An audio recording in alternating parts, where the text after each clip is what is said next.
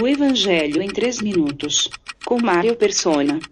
Os capítulos 24 e 25 do Evangelho de Mateus são proféticos. Isso significa dizer que eles não farão muito sentido para você se você ainda não tiver crido em Jesus como seu Salvador. A profecia bíblica não foi dada para a curiosidade humana. E embora ela fale dos eventos deste mundo, o seu principal tema é Jesus. Apocalipse 19, versículo 10 diz: o testemunho de Jesus é o espírito da profecia. Mateus 24 começa com Jesus saindo do templo de Jerusalém pela última vez. Nunca mais ele iria colocar os pés ali. Enquanto os discípulos tentam chamar sua atenção para a beleza da construção do templo, Jesus deixa claro uma coisa: não ficará nela pedra sobre pedra que não seja derrubada.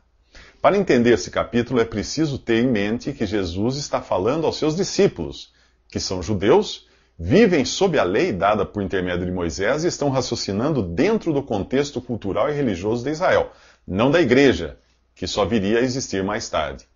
Por isso, quando eles perguntam quando acontecerão essas coisas, estão se referindo à destruição do templo. E ao perguntarem qual será o sinal da tua vinda, estão falando da vinda de Jesus como Messias para estabelecer o seu reino em Israel. E a pergunta sobre o fim dos tempos não está se referindo ao fim do mundo, mas ao fim de uma era, daquele estado de coisas que precediam o estabelecimento do reino. Historicamente, a igreja é uma espécie de parêntese profético, que foi aberto com a rejeição momentânea de Israel. E por isso a profecia bíblica deve ser vista como uma linha contínua do tempo, que sofre uma interrupção que já dura 2000 anos. E depois essa linha é retomada 7 anos antes da vinda de Jesus para reinar sobre Israel.